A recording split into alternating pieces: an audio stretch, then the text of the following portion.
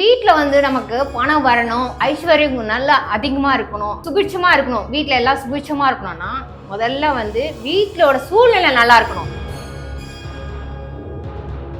யாராவது ஒருத்தர் கண்டிப்பா ஏத்தலாம், ஹஸ்பண்ட் இல்ல ஒய்ஃப் யாராவது வந்து குளிச்சுட்டு சுத்தபத்தமா அந்த விளக்கை ஏத்தணும், டெய்லியுமே ஏத்தணும்.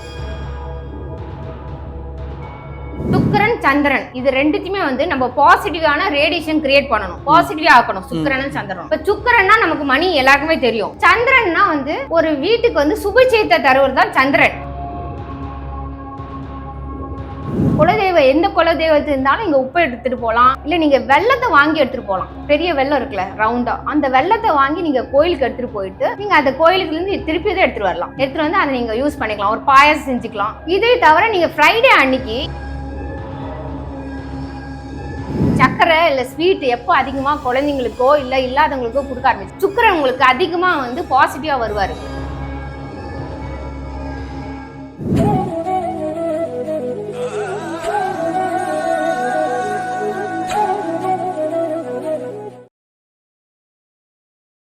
அனைவருக்கும் வணக்கம். நான் உங்க ஜித்து. இன்னைக்கு நம்ம கூட இருக்கக்கூடிய ஸ்பெஷல் கெஸ்ட் வேதிக் ஆஸ்ட்ரோ மாலதி இருக்காங்க. வணக்கம் மேம். வணக்கம் சார். எப்படி இருக்கீங்க? நல்லா இருக்கேன் சார். சந்தோஷம் மேம். வேதிக் அப்படின்றதுல இன்ட்ரோல நான் சொல்லியிருந்தேன், நிறைய பேருக்கு டவுட் இருக்கும், வேதிக்னா என்ன, வேதிக் ஆஸ்ட்ரோன்னு என்ன அப்படின்ற ஒரு குழப்பம் இருக்கும்.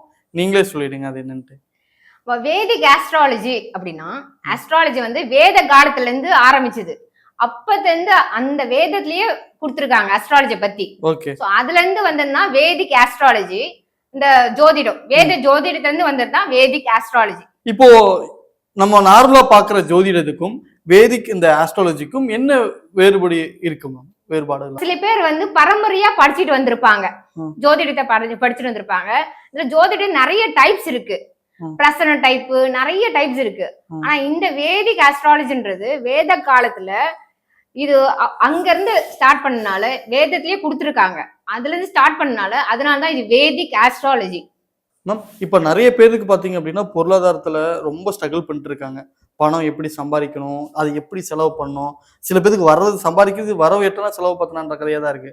நிறைய மணி வரணும், அதை நிறைய சேவ் பண்ணணும்னா என்ன பண்ணலாம்? ஃபர்ஸ்ட் வீட்டுல வந்து நமக்கு பணம் வரணும், ஐஸ்வர்யம் நல்லா அதிகமா இருக்கணும், நம்ம சுபிட்சமா இருக்கணும், வீட்டுல எல்லாம் சுபிட்சமா இருக்கணும்னா முதல்ல வந்து வீட்டோட சூழ்நிலை நல்லா இருக்கணும். வீட்டுல வந்து சண்டை சச்சரவெல்லாம் இருக்கக்கூடாது. ஹஸ்பண்ட் ஒய்ஃப் என்னால சண்டை போட்டுருக்குது, மாமியார் மருமக சண்டை, இதெல்லாம் வந்து ஃபர்ஸ்ட் அவாய்ட் பண்ணணும். அதெல்லாம் இருக்கக்கூடாது. ஒருத்தருக்கு ஒருத்தர் அன்பா இருக்கணும் முதல்ல.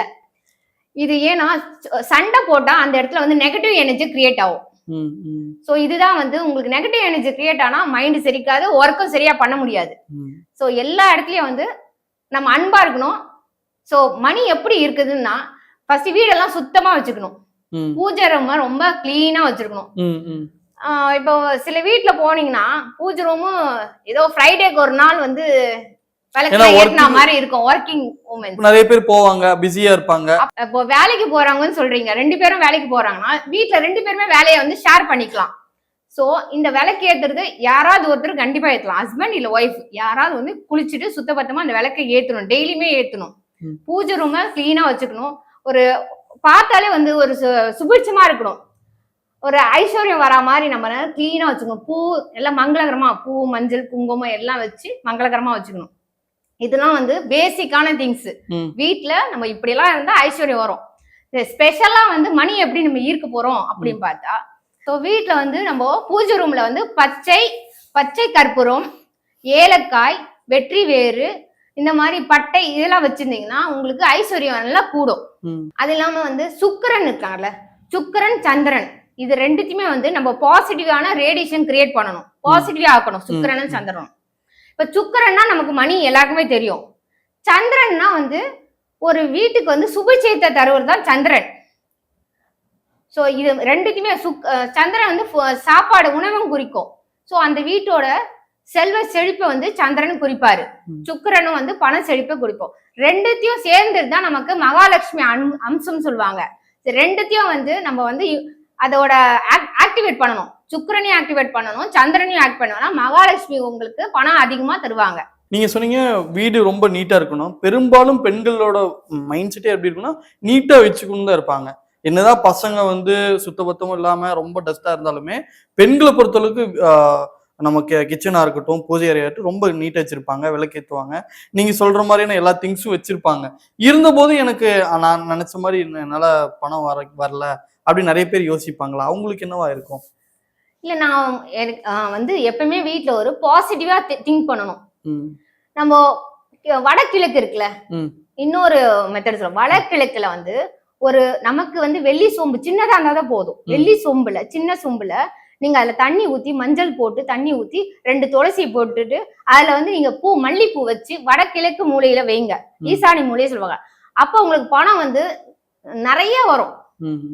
பணத்தை எப்பயுமே வந்து நீங்க பீரோல இரும்பு இருக்குல்ல, இரும்பு பெட்டியில வைக்காம அவாய்ட் பண்ணிட்டு நீங்க பூஜை ரூம்ல வந்து ஒரு சேஃப்டி லாக்கர், யாருக்கும் தெரியாத மாதிரி ஒரு சேஃப்டி லாக்கர்ல வைக்கலாம். அப்படிலாம் ஒரு சரி நீங்க எங்க அது வடகிழக்கா இருந்தா ரொம்ப பெஸ்ட். ஓகே, அந்த இடத்துல வந்து நீங்க பணத்தை வைக்கிறது ரொம்ப பெஸ்ட். அந்த இடத்துல வந்து மரப்பெட்டியில தான் பணம் வைக்கணும். அதுல வந்து ஒரு மல்லிப்பூ வச்சு ஒரு மரப்பெட்டியில ரெட் கலர் கிளாத் அல்லது ஒய்லட் கலர் கிளாத் அதை வச்சுட்டு அது மேல ஒரு பணத்தை வச்சீங்கன்னா உங்களுக்கு பணம் வந்து அதிகமா சேரும். இப்போ வந்து தென்மேற்கு இடத்துல வந்து நீங்க ஒரு ஒரு அதாவது பணம் சேர்க்கிற பாக்ஸ் இருக்குல்ல, எல்லாத்துலயும் பணம் சேர்க்கிற பாக்ஸ்ல இது கோயிலுக்காக தனியா எடுத்து வச்சிருங்க. அந்த காசு போடுற பாக்ஸ டெய்லி உங்களால எவ்வளவு முடியுதோ போடலாம். சோ அதுல ஒரு வெள்ளி காயின் சின்னதா 1 கிராம் இருந்தாலும் பரவாயில்ல, அதுல ஒரு வெள்ளி காயின் வச்சுக்குங்க அந்த பாக்ஸ்ல. பணம் வந்து டெய்லியே போட்டுக்கிட்டே வாங்க. அந்த பணத்தை மட்டும் நீங்க திருப்பதி ஒரு வருஷத்துக்கு ஒரு வாட்டி திருப்பதி போகல, திருப்பதிக்கு அந்த பணத்தை மட்டும் செலுத்திடுங்க. திருப்பதி உண்டியில சேர்த்துடுங்க. அப்படி இல்ல சரி எனக்கு திருப்பதி போக முடியல அப்படின்னா நீங்க அதை குலதெய்வத்துக்கு எடுத்துட்டு போயிட்டு உண்டியில நீங்க செலுத்தினா உங்களுக்கு சுபிட்சம் வந்து ஜாஸ்தி ஆகும். குலதெய்வ வழிபாடும் இதுல ரொம்ப முக்கியத்துவமா இதுல ரொம்ப முக்கியம். நீங்க உப்பு வந்து நீங்க கையில எடுத்துட்டு போகலாம். குலதெய்வ வழிபாடு பண்றதுக்கு முன்னாடி உப்பு வந்து உங்க கையில எடுத்துட்டு போயிட்டு நீங்க அந்த குலதெய்வத்துக்கு போயிட்டு பெருமாள் கோயில் வச்சுக்கீங்களேன், அந்த பெருமாள் கோயிலுக்கு நீங்க போயிட்டு அந்த உப்பை ரிட்டர்ன் எடுத்துட்டு வந்துட்டு சுத்தபத்தமா நீங்க வந்து வெஜிடேரியன் ஃபுட்ல வந்து நீங்க சேர்த்துக்கலாம். ரொம்ப ரொம்ப விசேஷமா இருக்கும். ஓகே, இது ஒன்லி ஃபார் பெருமாள் கோயில் தானே இல்ல எந்த குலதெய்வ கோயில் போனாலும்? பணம்னா நமக்கு பெருமாள் தான் ஞாபகம் வரும் கண்டிப்பா. சோ அதனால நான் பெருமாள் கோயில் சொல்லியிருக்கேன். குலதெய்வம் எந்த குலதெய்வத்து இருந்தாலும் இங்க உப்பு எடுத்துட்டு போகலாம். இல்ல நீங்க வெள்ளத்தை வாங்கி எடுத்துட்டு போகலாம். ஒரு பெரிய வெள்ளம் இருக்குல்ல ரவுண்டா, அந்த வெள்ளத்தை வாங்கி நீங்க கோயிலுக்கு எடுத்துட்டு போயிட்டு நீங்க அந்த கோயிலுக்குல இருந்து திருப்பி தான் எடுத்துட்டு வரலாம். எடுத்துட்டு வந்து அதை நீங்க யூஸ் பண்ணிக்கலாம். ஒரு பாயாசம் செஞ்சுக்கலாம். இதெல்லாம் இதே தவிர நீங்க ஃப்ரைடே அன்னைக்கு யூஸ்வலாவே ஃப்ரைடே அன்னைக்கு பால் பாயாசம் வச்சு சுக்கிரன் வழிபட்டு வரலாம். இது வந்து உங்க சுபிட்சத்தை தரும். இது தவிர நீங்க அந்த வெள்ளிக்கிழமை அன்னைக்கு பால் பாயாசம் செஞ்சு சுக்கிரனை வழிபடலாம். பருப்பு பாயாசம் செய்யலாம். அதுல பச்சை கற்பூரம், ஏலக்காய் இதெல்லாம் நீங்க ஆட் பண்ணீங்கன்னா ரொம்ப நல்லது. பால் பாயாசம் ஏன் சொன்னா அது சந்திரனை ஈர்க்கிறது. அதை நம்ம எப்படியும் சக்கரை சேர்ப்போம்ல, அது நமக்கு சுக்கிரன். ஸோ இதெல்லாம் நமக்கு பாசிட்டிவா கிரியேட் பண்ணிட்டு நீங்க வந்து சின்ன சின்ன குழந்தைங்களுக்கு கோயில தான் கொடுக்கலாம். உங்களுக்கு வந்து எப்ப நீங்க அதிகமா கொடுக்க ஆரம்பிக்கிறீங்க சக்கரை இல்ல ஸ்வீட், எப்போ அதிகமா குழந்தைங்களுக்கோ இல்ல இல்லாதவங்களுக்கோ கொடுக்க ஆரம்பிச்சிருவோம், சுக்கிரன் உங்களுக்கு அதிகமா வந்து பாசிட்டிவா வருவாரு. உங்களுக்கு உங்க வாழ்க்கை ரொம்ப செழிப்பா இருக்கும். ஸோ நமக்கு பணம் வரணும் அப்படின்னா நமக்கு இந்த மாதிரியான சின்ன சின்ன விஷயங்கள் செய்யறது மட்டும் இல்லாம நிறைய பேருக்கு அன்னதானங்கள் நிறைய கொடுக்கணும். இனிப்பு அதுல பால் பாயாசம் ரொம்ப ரொம்ப முக்கியம். தயிர் சாதம், தயிர்னா நமக்கு சந்திரன். சோ தயிர் சாதம் கொடுக்கறது ரொம்ப நல்லது. அது கொடுக்குறீங்கன்னா உங்களுக்கு பணம் ஜாஸ்தியா வரும். சுக்கிரன் நீங்க அதுல வந்து கற்கண்டு தான் போட்டுக்கலாம். கற்கண்டு வந்து உங்களுக்கு சுக்கிரன். சோ அதிகமா வந்து பணம் ஈர்ப்பு ஜாஸ்தி ஆகும். ஓகே, இப்போ நமக்கு நிறைய பிரச்சனை என்னன்னா கடன் தொல்லை தான் மேம். ஏன்னா யாரோ ஒருத்தவங்களுக்காக கடன் வாங்கி செலவு பண்ணியிருப்பாங்க. தன்னோட சொந்த நண்பர்களுக்காகவோ இல்ல மனைவிக்காகவோ காதலிக்காகவோ செலவு பண்ணியிருந்திருப்பாங்க. அதனால நட்டம் அடைஞ்சிருப்பாங்க. இப்படி அவங்களுக்கெல்லாம் நீங்க ஒரு டிப்ஸ் சொல்லணும், என்ன சொல்லுவீங்க? ஃபர்ஸ்ட் கடன் தொல்லை இருக்குன்னா இல்ல அதிகமா பணம் செலவாகுது, பணம் கொடுத்துட்டு வராம இருக்கு அப்படின்னா நீங்க அந்த பணத்தை வந்து நீங்க ஒரு பேப்பர்ல எழுதி வச்சிடலாம். எழுதிட்டு அதுல மஞ்சள் தடவிடுங்க, குங்குமம் வச்சிடுங்க. 1 லட்சம் ரூபாய் உதாரணமா சொல்லணும், 1 லட்சம் ரூபாய்னு எழுதி அதுல வசம்பு ஒண்ணு வச்சுட்டு மடிச்சு வச்சுட்டு அன்னைக்கு ஈவினிங் ஒரு 6 மணிக்கு மேல அதை வந்து நம்ம அதை வந்து எரிச்சிட்டு நீங்க தண்ணியில கரைச்சிட்டு செடியில ஊத்திடுங்க.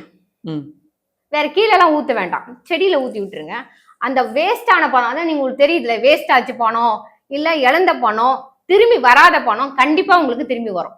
வசம்புக்கு அவ்வளவு பவர்ஃபுல். அந்த மாதிரி உங்க வாழ்க்கையிலயோ இல்ல உங்க நண்பரோட வாழ்க்கையிலோ இந்த மாதிரி நான் பண்ணேன், எனக்கு இது வந்து நடந்தது அப்படின்னு ஏதாவது சொன்னது உண்டா? இப்போ வந்து பொதுவா ஒரு பர்சனை பாக்குறீங்க, யாரோ ஒரு பர்சனை மீட் பண்றீங்க, அவங்க எப்படி இருக்காங்கன்னா அவங்கள அப்பியரன்ஸ்லயே நமக்கு நல்லா தெரிஞ்சிடும். அப்பியரன்ஸ் தெரியும், அவங்க கண்களை பார்த்தா தெரிஞ்சிடும் அவங்க எப்படி இருக்காங்க, பாசிட்டிவா இருக்காங்களா நெகட்டிவா இருக்காங்களா நல்லா தெரிஞ்சிடும். ஸோ என்னோட லைஃப்ல வந்து நிறைய இன்சிடென்ட் இது மாதிரி நடந்திருக்கு. அதாவது நிறைய ஒரு ஸ்டெப்பும் இம்ப்ரூவ்மெண்ட் தான் நின்றுருக்கேன். என் லைஃப்ல பார்த்தா ஒரு ஸ்டெப்பா வந்து மேல மேல வந்திருக்கேன். இதை நிறைய என் ஃப்ரெண்ட்ஸுக்கும் சொல்லியிருக்கேன். அவங்களுக்கு வந்து நிறைய பாசிட்டிவா நடந்திருக்கு. ஒரு எக்ஸாம்பிள் சொல்றேன். பெரம்பூர்ல ஒருத்தவங்க இருந்திருக்காங்க, என்னோட ஃப்ரெண்டு தான், தெரிஞ்சவங்க. அது மாதிரி அவங்க சொன்னாங்க எல்லா ஜோதிடரும் வந்து அவங்க பொண்ணு வந்து டாக்டர் ஆகிறதுக்கு வாய்ப்பே இல்லைன்னு சொன்னாங்க. நான் சொன்ன பரிகாரம் செஞ்சு இப்ப அந்த பொண்ணு வந்து 3rd இயர் MBBS படிக்கிறாங்க. நல்லபடியா படிக்கிறாங்க, நல்ல பர்சன்டேஜ் எடுக்கிறாங்க. ஸோ நமக்கு நிறைய பேர் சொன்னாலும் நம்ம செய்முறை செஞ்சு பார்த்து நமக்கு கடவுள் ஒழுங்கா வழிபாடு பண்ணா நமக்கு கண்டிப்பா பாசிட்டிவா டேர்ன் பண்றதுக்கு நிறைய வாய்ப்பு இருக்கு.